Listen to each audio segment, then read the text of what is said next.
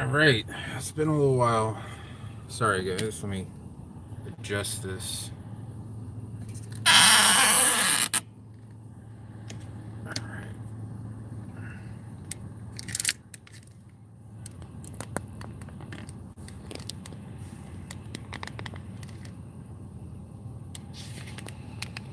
Make sure this is a good frontal picture.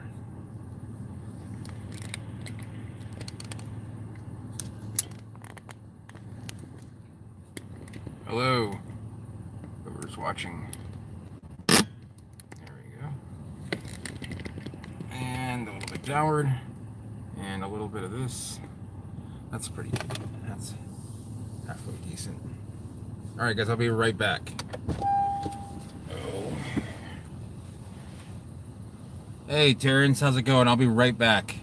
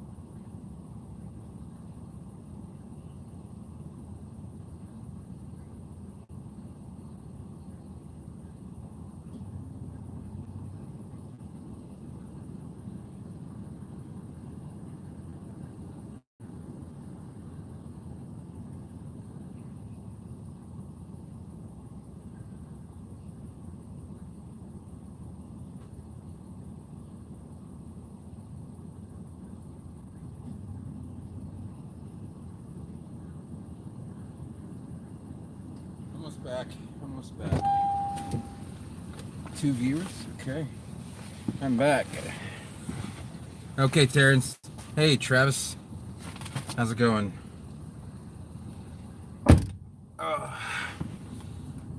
We'll be live for a while. 3 people. And those are my brights, which I don't need. You can see the garage is nice and just freshly painted. Hey, SCY. So, let's plug it in the battery power here so I don't lose it. I'm headed to, today's kind of a weird day. It was warm today, but it's going to be cool tonight. Like 46, which is pretty chill. It's like 10 degrees below normal. And it's not comfortable for me because, I don't know, just not used to it. So those are some of my trays. You can see, if you look at right there, that coconut, I can't seem to figure out what's wrong with it. It just, every leaf but one is dead. I think it might be lethal yellowing. I'm gonna talk with the USDA about that. So, it's weird. It says it's still 71 out. I guess it could still be 71 out.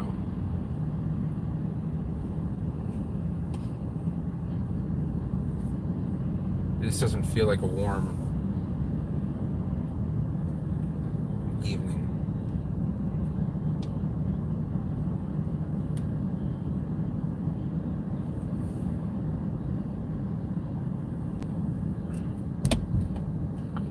So we are headed to Venice. I have a doctor's appointment tomorrow morning, so it should be fun. At the same time, okay.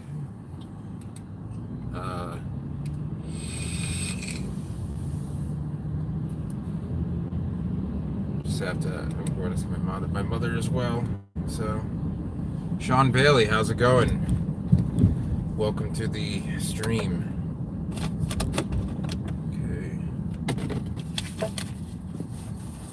I haven't cleaned out this car in quite some time, so it's just riddled with things that, like New Year's stuff. So, alright. Fortunately, it is rush hour. Well, still kind of rush hour here in Cape Coral. And Cape Coral is quite the town. A lot of people don't know about Cape Coral. I think I've mentioned this in a vlog. It is the city with the largest navigable canals in the world, and then also only about half of its canals are navigable too, which is kind of interesting. It's a pretty large city, that's geographically speaking. It's probably like the size of, I can imagine it's like the size of Queens, something to that extent. Queens, as in Queens, New York. It's got 185,000 people, but it only had like 80,000 people back, 20 years. Well, actually, no, not even that. Maybe like 15 years ago. There's only like 10,000 people living here back in the early 80s. So you can see how this place has kind of been. They've been constructing tons of roads and new bridges and more roads and more people. And unfortunately, when a city starts like that,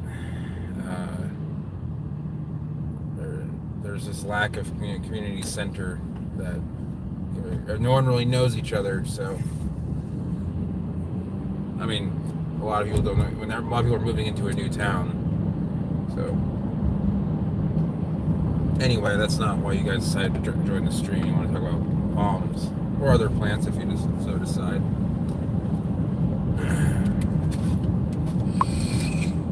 I haven't done this since, about a week ago. Almost exactly tomorrow. A week ago, tomorrow. Let's see here.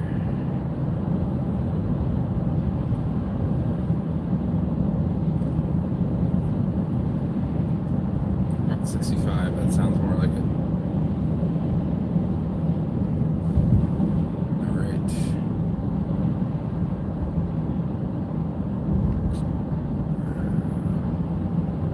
Sorry, this is usually at night or twilight, like sunset. Just easier to drive this time of day. Yeah, I was looking at some of the temperatures all up and down the East Coast, because my dad lives in Vermont, so I kind of check up in Vermont. Then I have my family's from Massachusetts and New Hampshire, and then New York, and then all the way down the coast. And it's funny how Charleston will hit 29, but some places like Montauk, New York, and Cape May, like places that kind of jut. I mean, not the Cape May juts out; it does a little bit, but not the eastward juts southward.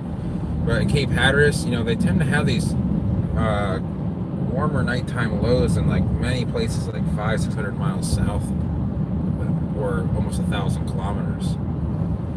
So. Usually in Florida, if you need to go somewhere long distance, you go to the nearest interstate exit. I am actually driving away from the interstate. So.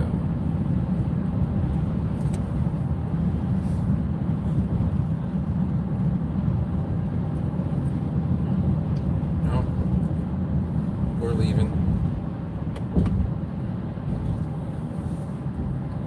Hey, I'm surprised that even with, my, what I have like 1,700 change subscribers, that I even can throw up a live stream where people actually want to talk on a weekly basis or bi-weekly basis. So, hey Daniel, how's it going, mate? I feel like I sound stupid when I say that because I don't say it with any sort of accent. So I'm sure to you I have an accent. It's just that anyway. Okay. Usual red light run.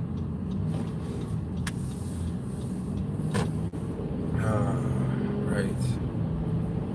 Oh, so anyway, let's see. Does the East Coast have colder weather than the West Coast? As far as along the coast, yes, and even inland at low elevations for the most part, because the weather is coming over over water before it comes to us. Although it doesn't really get nearly as hot on the West Coast. Inland it can, but you're up at high elevation. Obviously, everything changes. So, speaking of things that don't change, I forgotten to wipe my window down. It rained and I thought it was clean, but it was not. 26 in Cleveland, that sounds really warm. My uncle lives in Cleveland. I think it's pretty chilly, even in places like Kentucky and areas like that. We have 6 people. Right.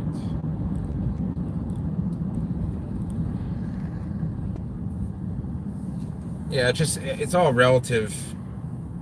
Before I moved down here, I was used to that sort of weather, and then after about it, I was not used to the heat of the summer as long as it was, and then after about 3 or 4 years, I was just used to it. God, that's real bad glare on the stoplight. Really need to clean this windshield. The problem is it's at kind of an angle. It's real hard to. I mean, it's not really that hard to clean. I'm just being lazy. Yeah, I know that there's areas like Ashtabula and Cleveland because they're kind of in the southeast facing part of the lakeshore. Those can in Cuyahoga County.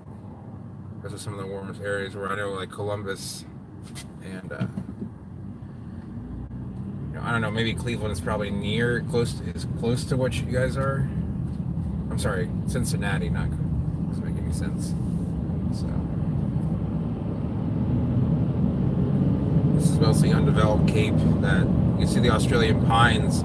Someone decided to try and like make this forested, and they used the wrong plant. So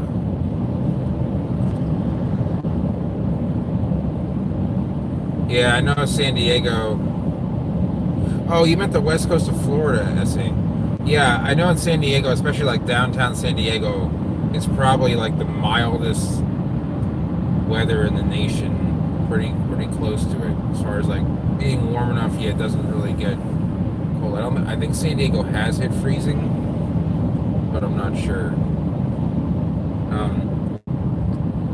I know Malibu has not hit freezing before. Its lowest temperature is 33 degrees. It might be the only station on the continental U.S., meaning like non-island, because even Miami Beach has recorded 32 or 30. It might have been 30 one time, but yeah, maybe Malibu, a couple other stations. They're right there along the coast. It's just so mild, it just never can get that cold there. So, but as far as the West Coast versus the East Coast of Florida, yeah, the West Coast is definitely a little bit cooler a little bit. It really depends, if you go inland in the East Coast, it seems to be warmer than inland on the West Coast. A lot of areas, even south of me, I mean, you can go 40 miles south in the East Naples, and they'll have a frost pretty much every year, and people don't even realize that. But the problem is they live, it's a swampy area. All the cool air will settle down, and it will cause it'll just cause a frost event. So Golden Gate area. Why is that talking to me?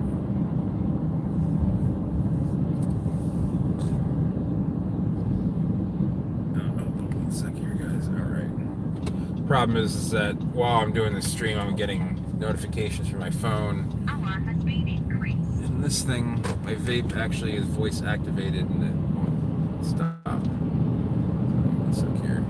But I saw, hold on a sec here.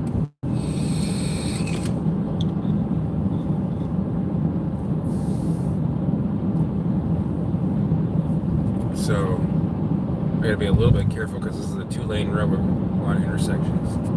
Looking at them. So yeah, as far as like real, if you were to compare, like go straight across from where I live, you would be just south of West Palm Beach, and right along the coast there is probably a little bit milder. Right along the coast here, actually it can be identical right at the coast, but when you get inland, it's a little bit different. So it also gets a little bit warmer during the day.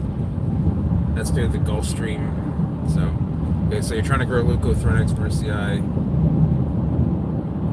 Yeah, I didn't know. Have I never made a video about Leucothrinax, or are you talking about germinating Leucothrinax? Is that what you're referring to? Oh, okay. I'm sorry. I'm getting you mixed up with someone that purchases seeds for me. His name is Travis, and I thought, and he goes by a handle T Johnson, and I just, for some reason, I assumed that was I just assumed you guys were one and the same. So sorry about that, Terrence. My bad there. I made the assumption that you knew. You were like, hey, Christian, like, because I had actually talked to him earlier today. So no, it's not your bad. I made the assumption.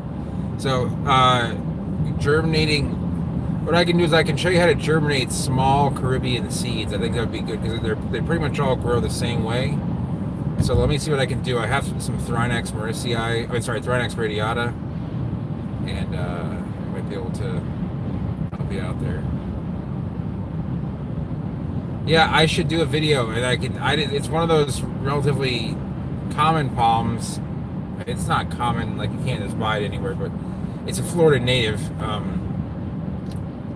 and I definitely should do a video. I should have all Florida natives down, but I know I don't have Sabletonia. I don't have what else don't I have? Might be the only one. I think I've done Pseudophoenix Sargentii, and no, I've done Royals. I know I've done Sable miamiensis, Sable palmetto, Sable minor. Coast? You mean the east coast of Florida? You mean the east coast of the United States? Because of, I guess it can be. You know what? It really doesn't matter. The tallest one I've ever seen around here.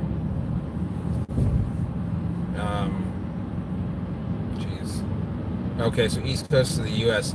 The oldest robustas you're going to find. The problem with a lot of the ones that in Florida are that they've had to withstand a lot of hurricanes, so they don't take real heavy winds, for example. So the ones, any real tall one, like in Fort Lauderdale or Miami, that was planted maybe 100 years ago, when there was nothing here, has been either struck by lightning or snapped in half by a hurricane. Because they're not really good with, they're pretty good telephone poles, or lightning poles, I should say. And they, so anyway, back to the tallest ones that I see are actually like in central and southwest Florida. I don't know if there's like one that stands out, but downtown Venice has some like 60 footers. Not as tall as the west coast of the U.S. Venice is a relatively older town on the west coast. It's been around since around 1910 or so. But there might be a few in Tampa or St. Pete that are really tall. But these haven't been hit by Category 5 hurricanes, because no Washingtonian is going to survive a Cat 5 hurricane. I mean, a direct hit from one. So, but yet in Punta Gorda, which got hit by Hurricane Charlie directly afterward, they planted a bunch of robustas. You'll actually go right past them on the road. So, Natives, native sable urusana. To find a native, you're going to go to, I believe it grows in the Sonora province of Mexico. You have to go down into Texas, through Texas into northern Mexico, which I can still remember is not a safe place to hang out. But I have friends that live in the Brownsville area, real deep South Texas, and they used to go there for like get dental work and some other medical stuff done because it's a lot cheaper across the border, and they stopped going across. I don't think it's that way right now, but it was that way a while back. There's a lot of, like in northern Mexico, you'll see a lot of rejillas. You'll see sable urusana. You'll see some cool cycads too. Getting into, oh, I'm gonna get lucky here now. I'm just gonna, yeah, it's one of those situations where it's hard to, oh, he's going, that's good.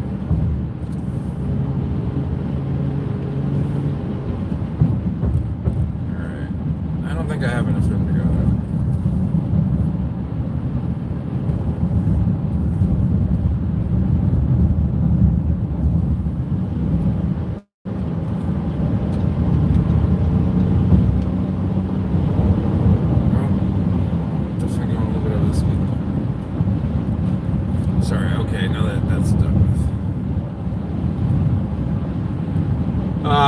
Oh yeah, so we get,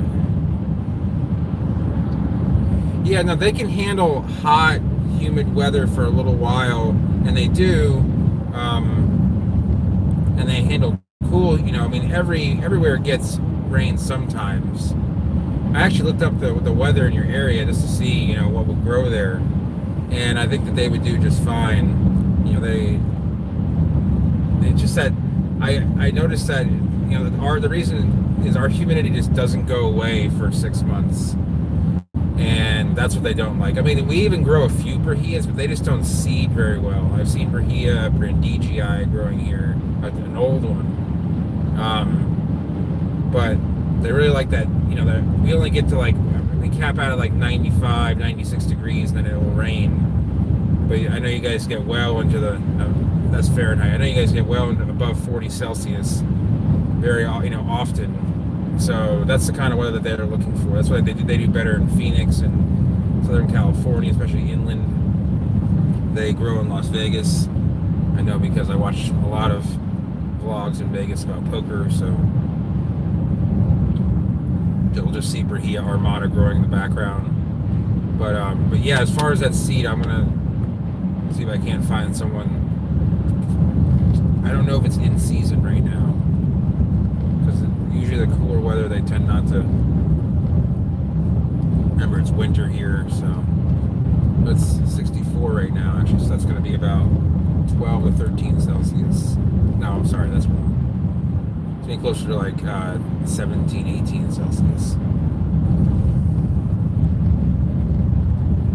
So, rest of the time, yeah, so they should be okay those few months. Oh, here we go. Hey, Ryan, what's going on? I didn't scroll down there.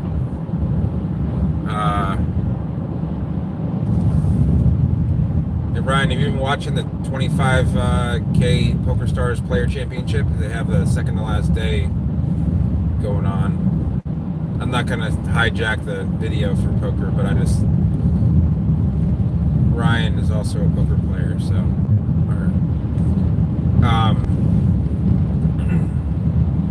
Yeah, there's a little bit of what's it called?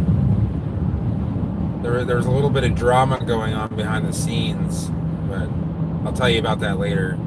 But yeah, I mean, they're down to 16. I was watching the live stream, and I didn't want to leave, but I had to go at some point because they're gonna be going to probably 10:30, 11 o'clock. So, how are the Palms in the Bahamas? Well, I've been to the Bahamas once, and the Bahamas have a climate much like the Florida, like Key West, essentially, because they live there they sit on the east side of the Gulf Stream. They are they get they're cold fronts that really cause destruction, the real hardcore ones, in Florida, because there's no water between, like, say, Georgia and Florida, or got 60 miles of open Gulf Stream. It warms everything up. So the Bahamas essentially have, I mean, it does get cool there, don't get me wrong, and sometimes even during the winter, you know, won't even get to 70, which is, you know, for a tropical climate, it's actually pretty chilly. But Newport and what's it called? Newport, Freeport, and Nassau are both zone 11 climates. They've never seen freezing, so coconuts do very well there. You know, a lot of stuff that likes. They have it's a monsoonal. The only downside is it's hard to find areas off the coast that you can grow a lot of the tropical stuff. You know, like Key West has a tropical climate, and but the problem is you're never really more than a mile from the water, so any salt in the air or real tough coral rock, which is a lot of what the Bahamas are, you can't really grow. The tropical stuff likes to be buffered from any sort of coastal salt or inorganics, like, you know, just the limestone rock that's so prevalent around there, that you try to grow, say, a lipstick. Well, lipsticks actually don't mind it too much, but a licuala is going to not be too happy because it's very windy there and there's no buffer from the wind. So they're going to look kind of rough because they're going to be salty and windy. So other than that, it's a tropical climate. It's a tropical savanna, I believe, not a tropical rainforest. In fact, there's the little strip of land from West Palm Beach down to just north of Miami is considered a tropical rainforest climate because it gets X number of rain each month of the year and stays above 64 degrees as an average temperature Fahrenheit each month of the year. So, I should go a bit faster. Anyway, but yeah, and obviously it gets even warmer down in the Turks and Caicos. It never, you know, it never even gets chilly. But it is it's very exposed. I've seen a lot of people building high-end luxury apartments and villas and mansions in the Turks and Caicos, and it is very hot and dry. It's almost semi-arid. And there are some Caribbean islands that have a semi-arid climate, or Mediterranean, like a hot semi-arid, like I believe Antigua and Barbuda only get like 18 inches of rain a year, which is not a lot for the Caribbean, just the way that the rain patterns go. So there really isn't a whole lot of tropical rainforest in the Caribbean, so to speak. There's some. The bigger islands have it, but the small islands, because of the nature of their size, they have more of a tropical monsoonal climate. So it's still forested, it's just not like the Amazon. So the rainforest areas are going to be like the eastern part of Cuba, the Guantanamo area, Puerto Rico, parts of the Dominican Republic, a little bit of Haiti, but most of Haiti is very actually dry and hot. So we found, let's see, Daytona.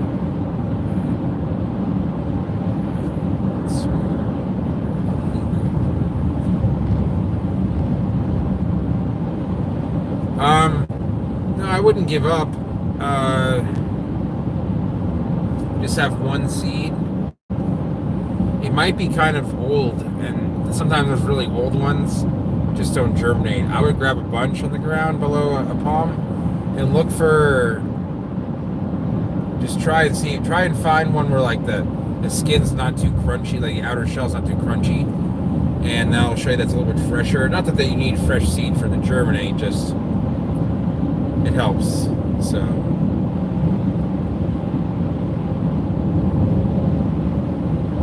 but they definitely would like the heat that you mentioned. So I'd rather go to Cuba or Puerto Rico. I'd rather go to Cuba.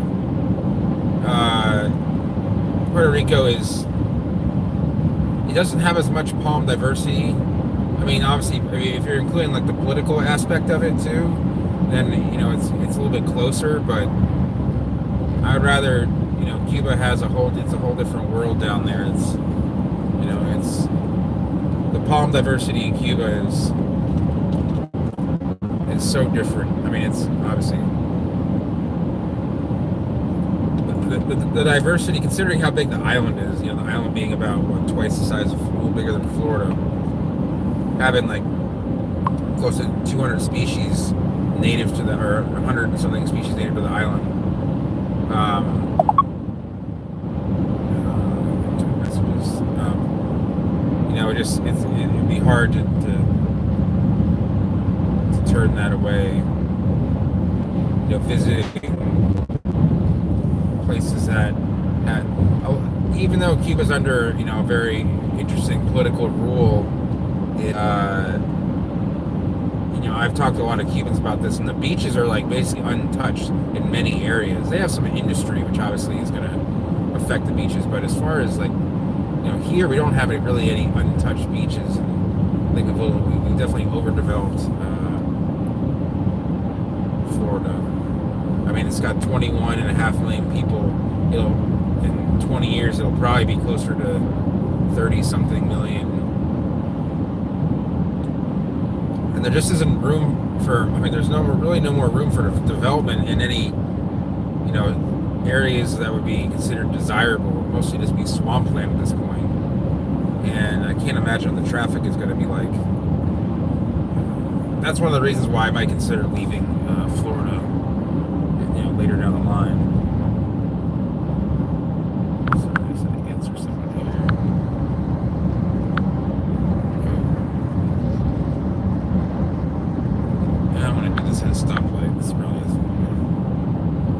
Why?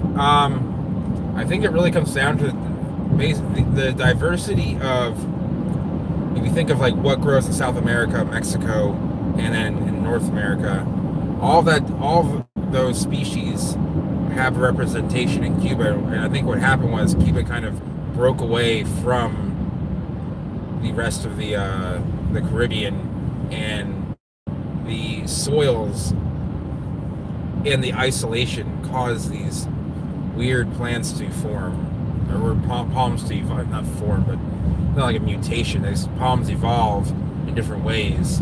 So, for example, you have, I'll give you an idea of kind of what I'm talking about. So let's say in Florida, you have the Florida Royal, right?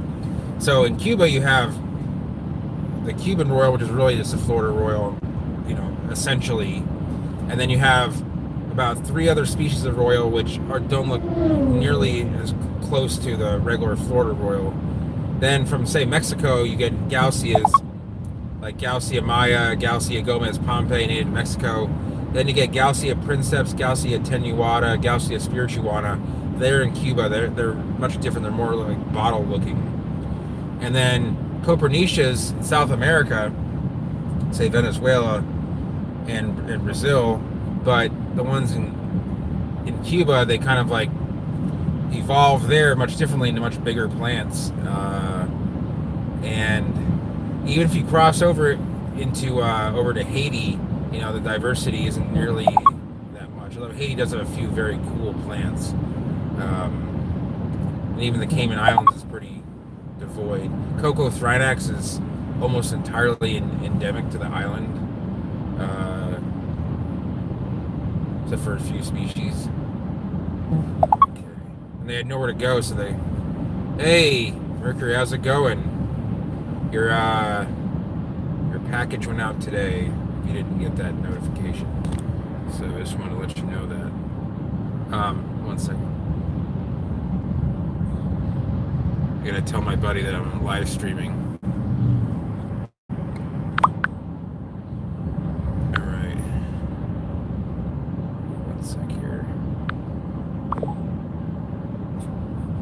To do a little voice activation here. No, that's not going to work. Okay. Oh no, I didn't. I missed a couple things. Okay.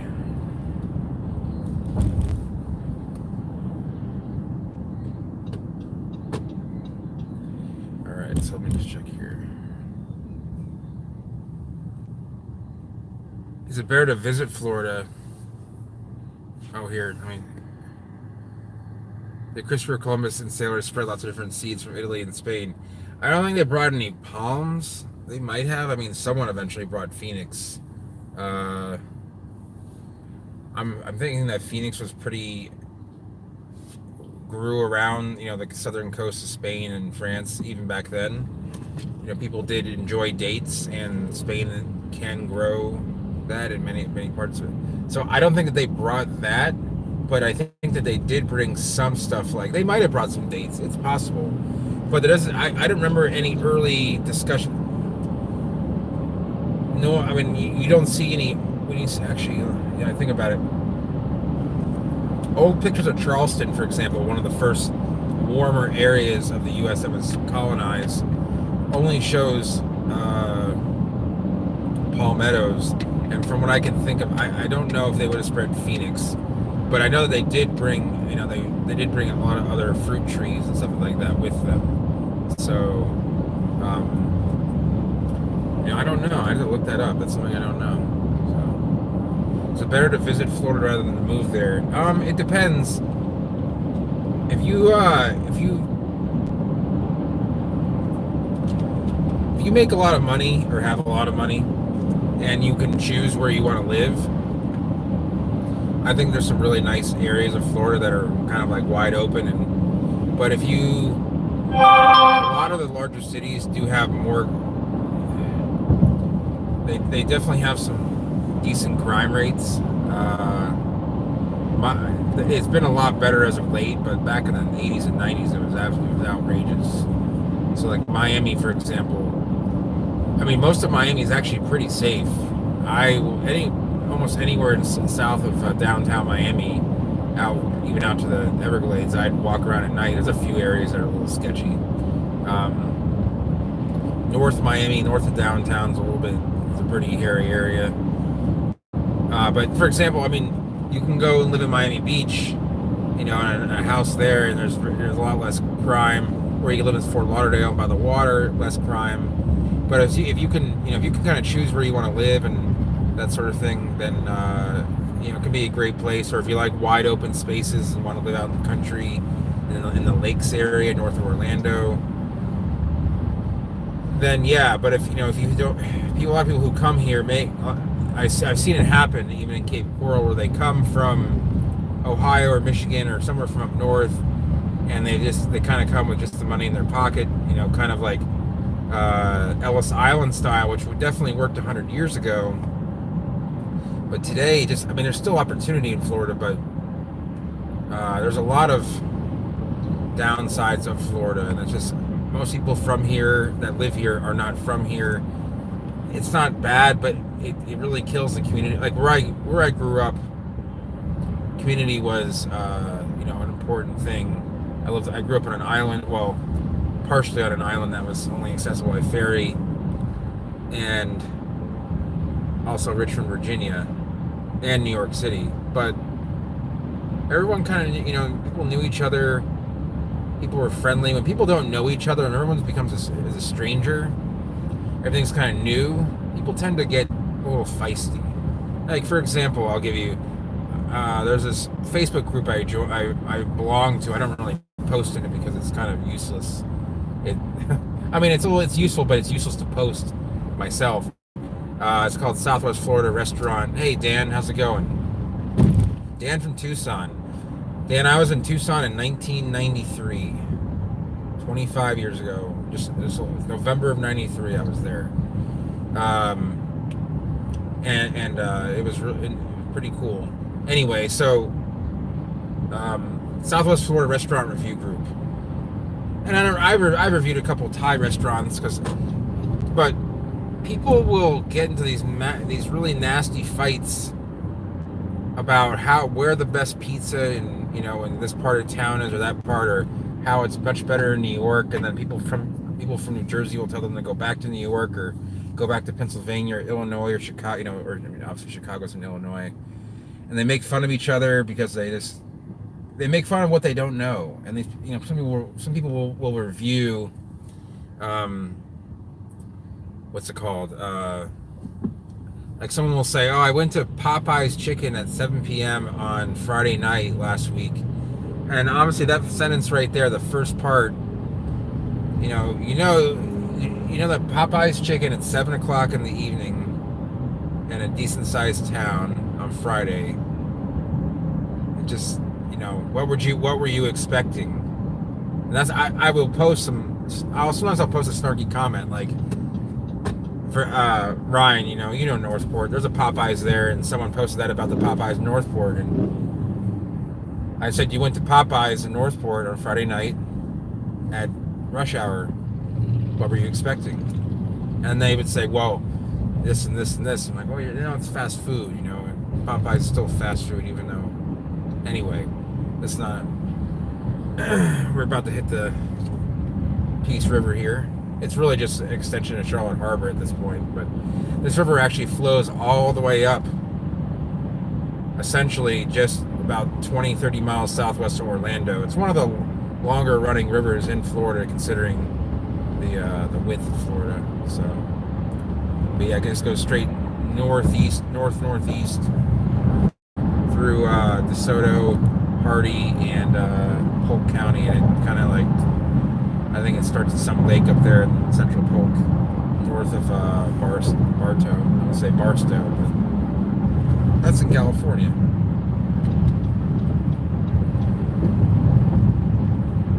This is a pretty cool bridge. It has a part where you can people walk the bridge, or run over the bridge. But it's 65 right here, and it was 60. Yeah, it's gonna be a warmer area because warm air is gonna go underneath the bridge, kind of warming up a little bit, or even because I'm heading northwest right now. So, but I bet once I get into Port Charlotte, the temperature's gonna drop a little bit. Port Charlotte will often have some of the highest temperatures in the area because it's one of the towns that's kind of like furthest inland. Even though it's on the water, it's furthest away from the Gulf. You look at it on a map. It's about 25 miles to the Gulf from here. Yeah, maybe 20 miles. Yeah, and locals do that, and I don't have a problem with people coming here seasonally because my grandparents did that, and $1.99 gas. I miss that stuff. Sorry, people from outside. I know that gas is not that cheap outside of the U.S. So, but if I hold that thought, okay. All right, I said it. Sorry, I happened this for some reason in the past hour I've gotten a lot of questions about plants for sale. So,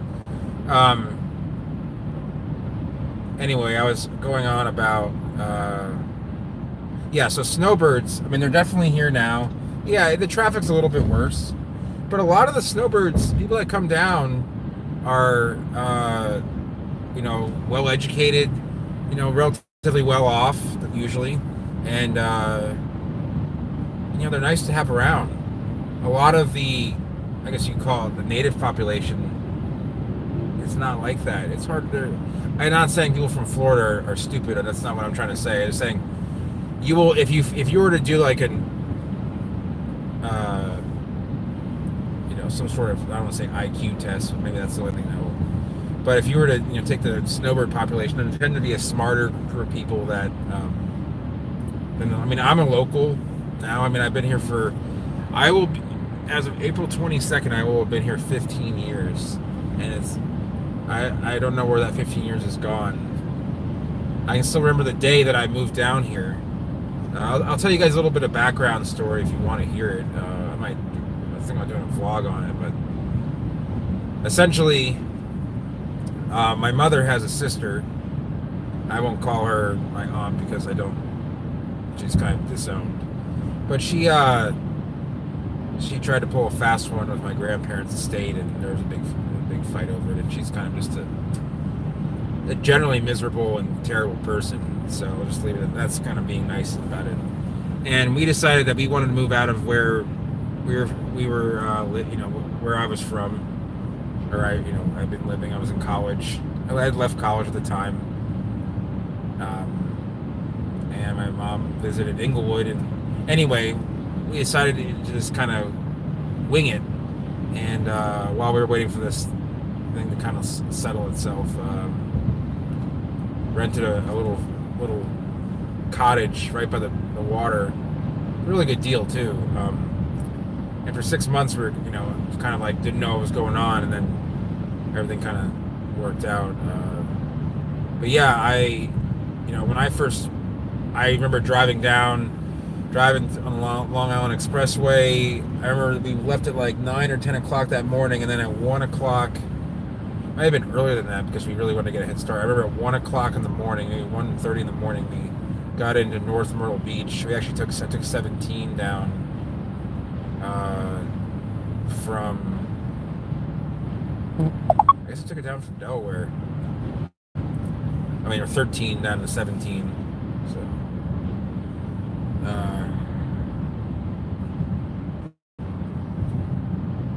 and then the next day we made it. I remember I was so and I fell asleep. My mom was driving, and next thing I knew, we were just outside of Tampa, and then going over the Skyway, and stayed one night in a hotel that's still there called the Veranda Inn in Inglewood, and then I lived in Inglewood Beach for a few months, and then found a house to buy. So, man, the smell of diesels. I don't know if that's a diesel truck in front of me. They do make a diesel version of that truck, but it smells like an old diesel. Actually, it doesn't smell like an old diesel.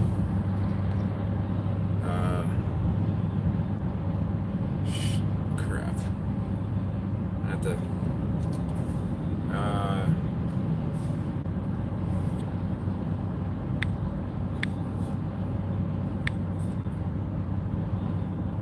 Let me just tell it.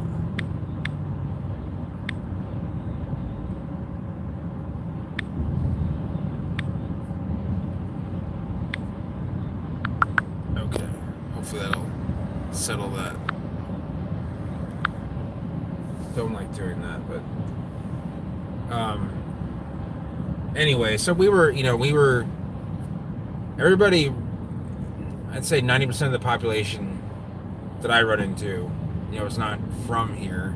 They're even people who have been here for a couple generations haven't been here for, for example, like my dad's side of the family has lived in New Hampshire since the 1700s, and there's record of that, but that's just not. No one lived in Florida outside of St. Augustine and maybe a few of the beach areas, like Key West, because Florida was a very uninhabitable area without modern technology. So, even to give you an idea, Florida before World War II or around World War II was the least populated state east of the Mississippi, meaning it was less populated than like Rhode Island and Delaware. I believe that's true. Is that right? No, maybe in the southeast. I don't think it's less populated than Rhode Island and Delaware. Even back then, but as of the 2010 census, I believe it, or just maybe the 2015 mid estimate, it's believed that Florida surpassed New York. So it is the most populous state in east of the Mississippi now, and third overall behind Texas and California. So anyway, so all of this, Florida has had a history since the 1920s boom of taking advantage of newcomers. You had people, buying land in the Everglades. You had people buying real estate that just didn't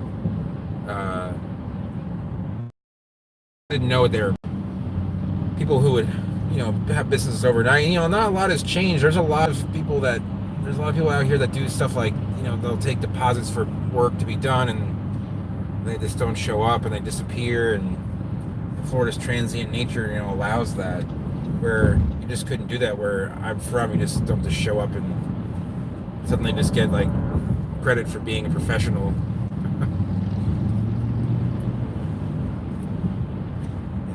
And I've experienced that personally in other areas such as poker, and that's to be expected when you're dealing with people who are in the poker has a form of luck to it. So it's been known to attract a gambler or two. So, but I don't want to make Florida sound like a terrible place, because there's so many cool things to do here. If you like fishing, well, unfortunately, thanks to the red tide, fishing's been kind of not as great as it has been before. But offshore should be all right. Tide isn't too bad right now. I don't even know what the counts are. I don't go near the beach really. I was in the beach on New Year's Eve. I was at Sharky's, which a lot of people are aware of. So let's see what's going on here.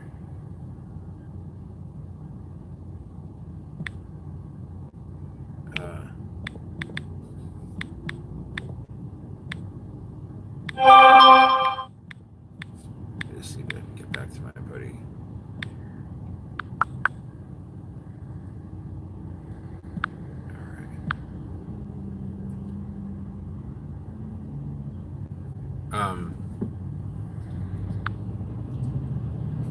Okay.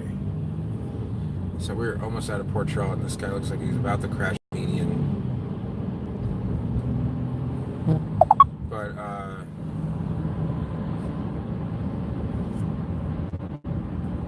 I feel as though, let's see, I moved here in April of 2004. Probably by 2007, I felt like Florida was my home. Definitely when I started working for Fairchild in 2008. A lot of people will ask me questions such as, where should I go to visit really great gardens that there's another ridgeline.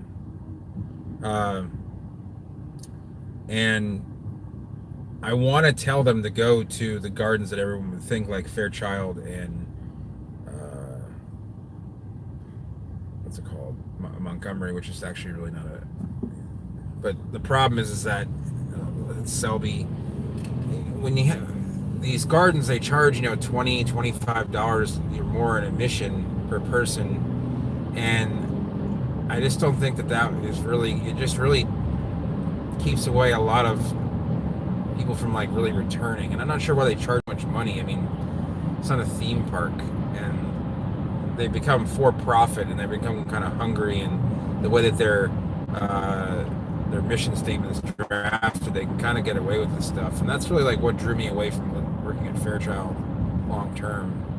So, I'm sorry about the glare. I promise I will not get back on stream again. Maybe on the way home, but because I don't have glass cleaner, maybe I can find some of my sisters. But without clearing the glass, you can see the little ring there from the.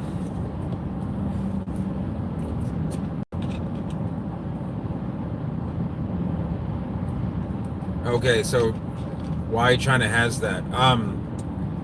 So the reason that do you mean high in altitude or high in latitude, or both?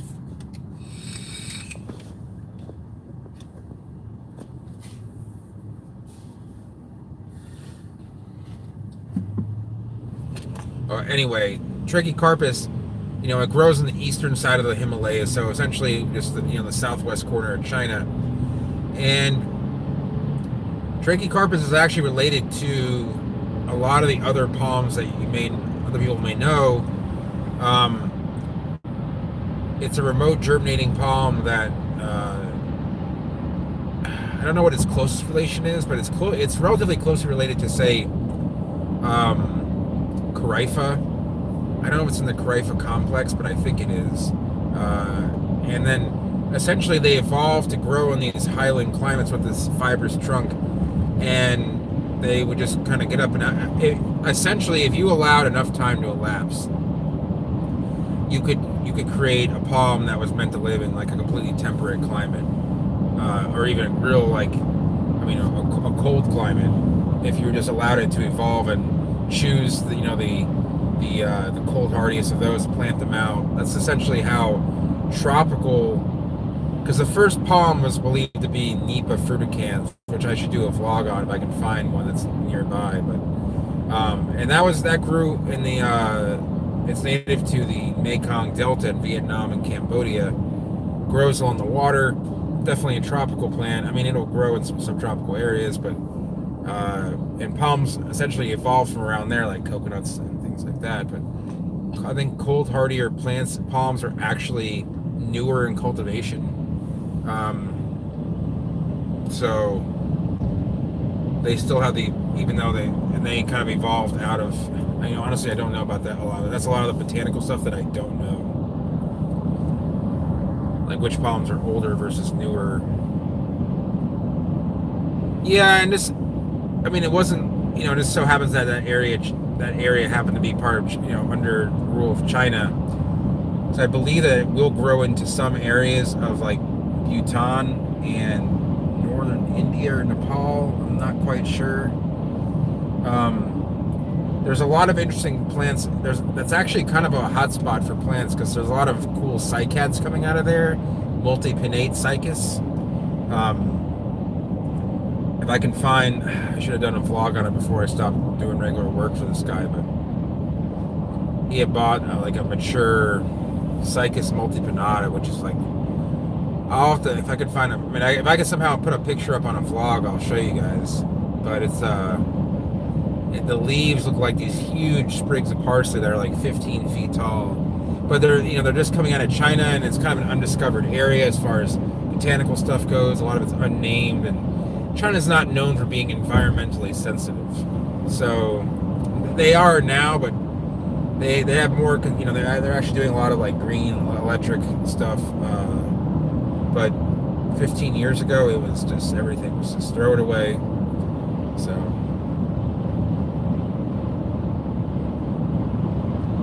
I'm going to be visiting my mother for a few minutes. Daryl, good. How long roughly did it take a foxtail seed to germinate in quite a warm spot? Not very long. Foxtails are some of the most rewarding palms to germinate because it's a decent sized seed, so you can kind of like it's tough and easy to work with. Where you have a tiny seed, you're like fumbling and you drop it and then you don't know where it went. And a coconut, can be quite heavy, just kind of annoying to kind of carry around everywhere. But foxtails, if you give it a decently draining soil and about 90 Fahrenheit or maybe 30 Celsius-ish, 28 to 30 Celsius, maybe a little more, and you'll see the first thing that you'll see most of the time is a little spike coming out. It'd be like a centimeter, half an inch, about long. And you could actually just pull it right out of the soil and place it in whatever pot you want. If you get them fast enough, you can do them with a lot of those different, all those plants that are related to one another, like Arcanto Phoenix, the king palm,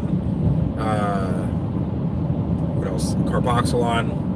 I would dig them out. I would get a pair of like long tweezers. When I saw the spike, I just stick a tweezer out of a 100-gallon community pot, pull them out, put them in a 1-gallon. That was one of my first big sales. Is I was selling thousands of Carboxylon wholesale. That's kind of what got me into growing seedlings, I guess. So.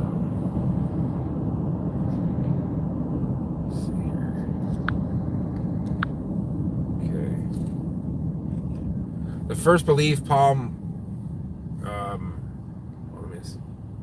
but how long does it take? You asked. 2 weeks for fresh seed, and maybe it shouldn't take that long for. It could if the seed was dry. If it's taking 7 weeks, take it out of the soil, drop it in some warm water, see if it sinks. If it sinks, it's still good, or most likely still good. If it's floating, then you want to find yourself some new seed.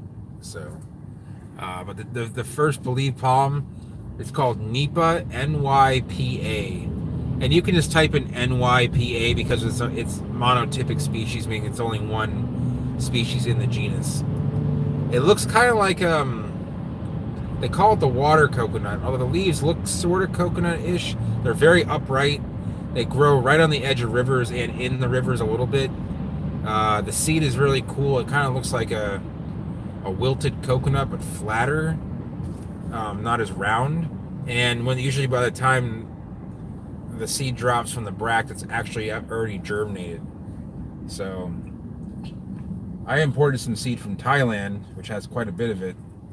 I grew them in a hydroponics setup, and I planted them in 2-gallon pots that had no holes in them because they grew in rivers, and they worked out pretty well. They did definitely like to have some running water, like the river moves. So, and they did for the most part okay. Nipa really wasn't a plant you'd see at a like a palm sale. I'd never seen it before. When I brought them to a palm sale about 10 years ago and sold them for like $25 for a 2-gallon, which I think's pretty fair. But Ryan probably recognizes this area pretty well. Coco Plum Plaza. Man, my windshield really needs to be cleaned. This is not good.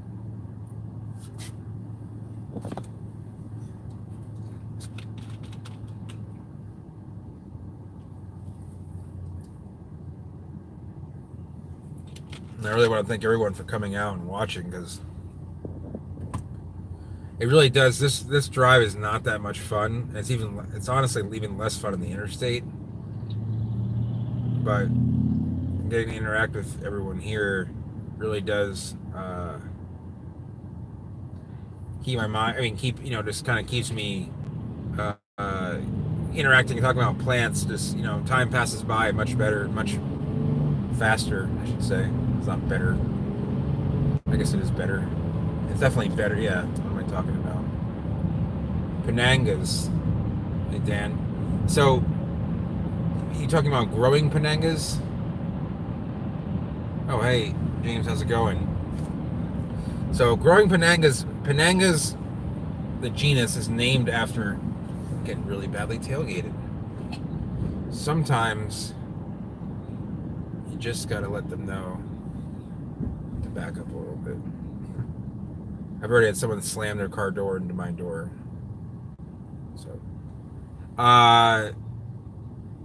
So, yeah, penangas, all penangas like a lot of water, and they grow mostly on hillsides in tropical areas. So they like good drainage, but they like a lot of water. So, and organic material. Light-wise, only a few really will take full sun, unless you're in like a really cloudy tropical climate like Hawaii. But I would give them like optimally just half a day's shade, or just being in the understory, with some sun coming through, filtered light as they would call it. You have a shade cloth, 50% should be fine. The larger the penanga, usually the larger solitary trunk penangas can take more sun, and like Penanga coronata can take full sun if given enough water, as can a couple of the other ones like Penanga speciosa, Penanga javana. But the humidity has to be there too, otherwise they'll just dry out. The cold, dry winds, not going to be good. One of my favorite YouTubers has gone live. No, I don't really grow bananas. I used to grow them. I don't grow them anymore. And the reason being is that bananas are really easy to grow, but they're also really easy to attracting rodents and unwanted people. I have a mango tree in my yard, and I bought it as a 15-gallon, and it's a Kerry mango. And there are people who live in my neighborhood that I guess where they're from, everyone shares the fruit because they are. I've had people come into my yard to try and take mangoes, and I've had to I have to put up signs this season, and they're flowering right now, but it's pretty weird. So, but as far as bananas, yeah, Dan, the filter light like 50%, but bananas.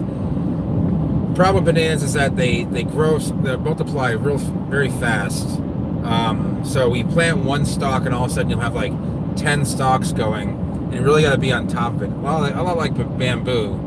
and then you have to hope that someone doesn't come through your yard and take it. And a lot of people won't grow stuff like avocados, mangoes for this reason. My yard is backed up to an empty lot that people do walk through, and someone did take the only mango growing in my tree last year, but that was a bad year, so yeah, that's not what I meant by rodents, but yeah, they can basically be rodents. I don't have a problem with rats or squirrels eating them. I have a problem with other people taking them. And I've seen this happen in many, I have some friends that have some very large fruit trees, and I've seen people put numbers on their fruit so they know if ones have been taken. Like mangoes, they'll put a permanent marker on ones that are maturing.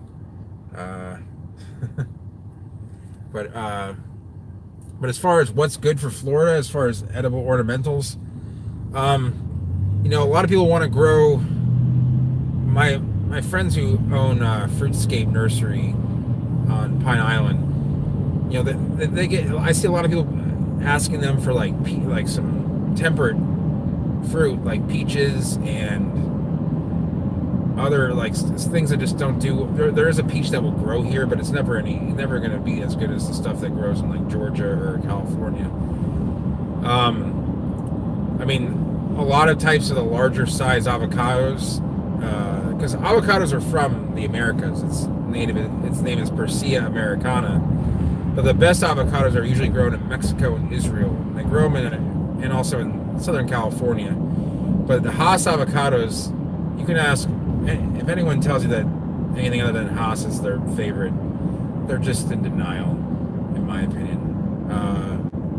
The taste is like not comparable. So, but avocados do well, except for the Hass varieties don't really do well here because of the humidity. Mangoes do great. Carambolas or starfruit do really well. What else does really well? People grow mame sapote here. Citrus does well if you can keep the viruses away. And macadamia nuts do really well. Jackfruit does well if you live in a warm enough area. Breadfruit is too cold for. I want to do more palm reviews. The problem is that my job does not keep me traveling as much, so I don't want to go back to the same place. I'm going to do another. I have an idea for my next review, but yeah, the answer is yes to that question. Will I ever get to Venice? That's another question. Behind me is just a line of cars. Yeah, it is pretty trashy.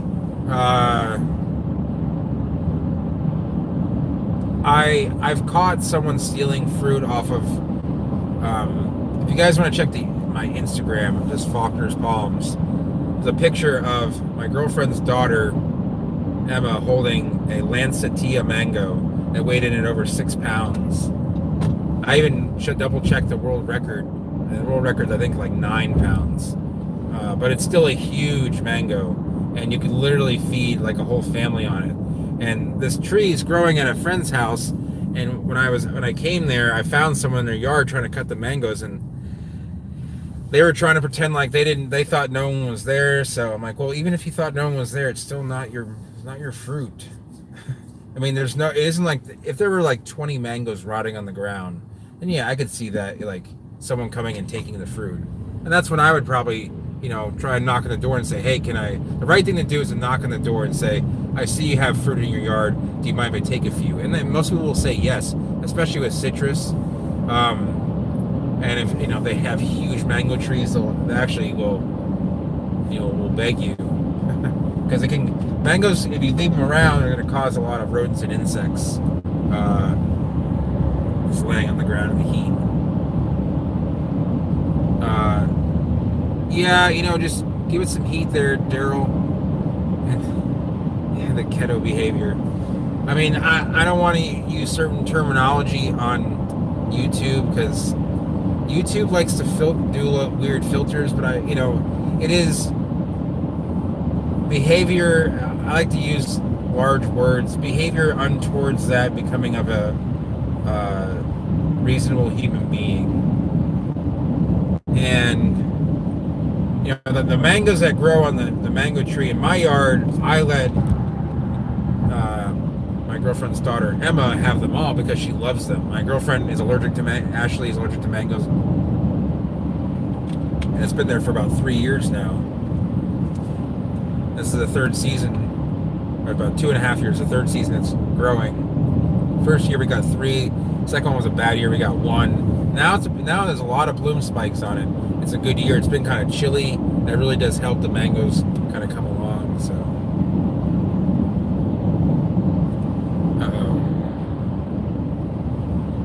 Terrence, YouTube retracted a message of yours, so maybe he said something that they didn't like. So, oh yeah, someone was asking about my favorite palms, both all overall and common. So let me go over let me do the common ones first, even though that was just asked. Palms that I think are really, beautiful but very common. Like, I love royals. I think they're great. I love coconuts. I wish the coconuts were big in my yard, but they don't want to grow. What else is really nice? I think bottles planted in like 5, like a staggered set of 5. I think it looks really cool. And what else? Those are probably like my favorite common ones. Maybe the Vechias I think are really cool too. They're more in South Florida, but as far as rare palms that I could get, my favorite genus is probably, I don't know, it's hard to say, probably Adelaia. Overall, I just really like the American oil. It's known as the American oil palm genus, but they're just large. They have 25, 30-foot leaves growing out of the ground. I have a couple that are just, they're related to coconuts actually. They grow from Mexico all the way through into Brazil and Bolivia. So pineapples we usually will grow in pots, but in the ground too. They'll grow in the ground. Just you have to worry about like random animals digging them up, because once they start getting ripe, then everything starts. I've actually I've grown them just in the ground. Yeah, I actually cut one a few months ago. The problem is they take so long. 2 years just for one fruit. You gotta stagger them so you're always getting fruit. One thing that they never tell you when you're gonna do some vlogging is that when you talk as much as you do for as long of a period, your throat gets really dry. And I always wonder why there's always pitchers of water in a courtroom, and it's probably because lawyers will lose their voice if they don't continue drinking water. Because I've only had to go to a courtroom a few times in my life. Never for a trial by jury. I don't think so.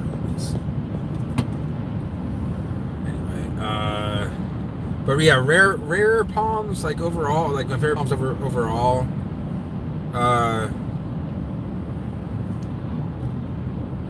It's a lot of those South American Adelaias. I'm a big fan of. They built all these new developments that it's hard to tell where your turnoff is sometimes.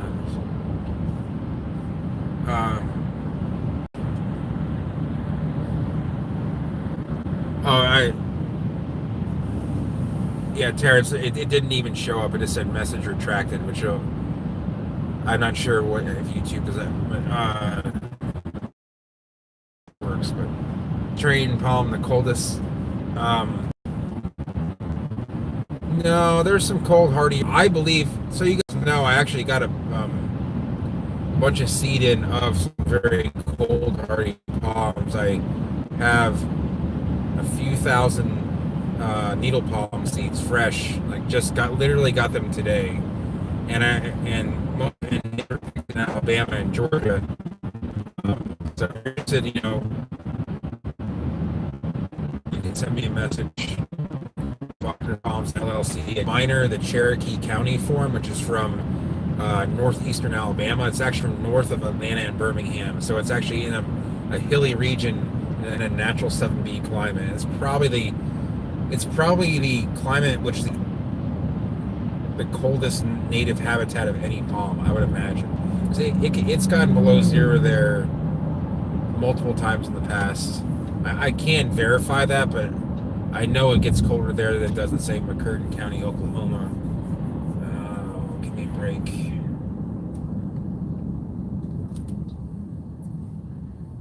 Jeez, it's all glary. All right, let's see here. So I'm almost I got about 5 more minutes of discussion. I would stay on longer, but there's a live stream out of the Bahamas of a poker event, and it's still going on. And it's the largest poker tournament by money wise that outside of the World Series of Poker main event, or World Series of Poker, I should say. Anyway, but I enjoy talking with you guys, and I wouldn't spend an hour and a half on that. Be actually paler in color, but color the better the seed is. When you wash that fruit off, it's usually a nice dark, like almost black, like a real dark gray to black, like just one shade off of flat black. And when seeds have been sitting around for a while, they'll start to get to gray, where seeds like Copernicus actually are better when they're paler. So for example, if you were to get a coconut in a husk, to give you an idea of like what's better versus worse, a fresher coconut is actually going to be lighter in color, and an old coconut will be darker in color. Basically, it's just the sun rays hitting it. It's either going to bleach it out, or it's going to burn it in. So it's just going to basically just change the color. So I don't know if that makes sense, but.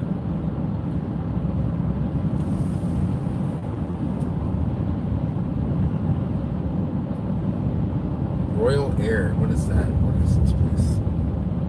It's large. What are they doing there? And this place has just changed way too much for me.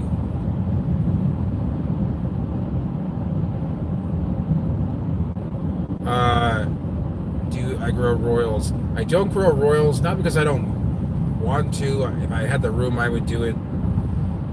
They require a lot of room to grow each one. That's right.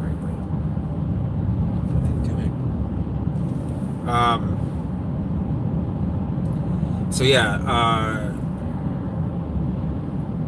oh yeah, I mean, I've grown them in the past to maturity. I've grown them from seed, planted in the ground, and it's in my mother's old house. But oh, you went to the Arboretum in Arcadia, yeah. I've never been there. I know about it. I know where Arcadia is there. So that's a nice town. And there's a lot of cool arboretums in Southern California. There's is it Quail? I think it's in Encinitas. Yeah, definitely do that. There's the Huntington. There's Lotus Land in Santa Barbara, which is by invite only, but it's a long story. But some guy likes to keep the place to himself, even though it's not his. Heard a lot of stories. So many foreign palms. I'm not sure. Oh, the Ford. Yeah, I got you. Yeah, I know. There's a lot of cool stuff there. There's a lot of cool things that can grow in California, like jubeias, pear jubeias, that kind of stuff that just doesn't grow well here. Brahillas, and they're amazing plants. I hate to say it, but I've never seen a jubeia over the size of like a 3-gallon in person. I've seen jubeia hybrids, but I've actually never been to California. I've been to Arizona, Oregon, and Washington. But oh, you saw the Butea jubeia, yeah. Those will grow here. Those are probably the closest thing to a jubeia that I can get. And I probably should have gotten a few vlogs in. Last week I was on that island that I did work on, but the owner is not as flexible with videotaping. A little bit concerned about. I don't really sure what the concern is, but I have to respect, obviously, his wishes. It's his land. So, but it's still 60 year in Venice, which is good. So I'm almost here at my mother's. I got about a minute. She doesn't know I'm coming, but I came to bring her chocolate-covered espresso beans, which I forgot to eat, but she loves them. The crunching kind of hurts my teeth. So yeah, I wanted to say goodbye for now, and I'll probably put up a video on my way back home from here, which will either be tomorrow or the following day.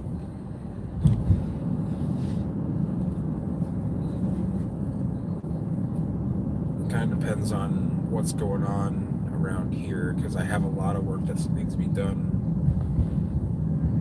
down south. All right, Terrence says, nice seeing you. Thanks for, correcting me. See you later, Almighty So, Big Gucci So. Yeah, feel free to send me a message about those videos of the plants. I would James, it's a good question. You guys probably wonder why I've never done a video on palms that I am growing. And the answer to that is that all the palms that I had in the ground were at my mother's old house. Because after a while I moved out, but I didn't buy my own place, so I would plant at my mother's. And she sold the house, and they got rid of a lot of the palms. It was kind of sad. I can show you what I am growing. It's not a whole lot because I don't have a whole lot of room, and they're not mature. So that's kind of give you an answer. I'm gonna probably do a vlog on that as well. You're probably wondering why someone who's been doing palms for 15 years doesn't have their own garden, but the short answer is I just don't have my own place that I own. So anyway, thanks for watching, guys, and hope you guys have a good day or so. And I might be on tomorrow. I might be on the following day. So until then, I will talk to you later. All right, bye.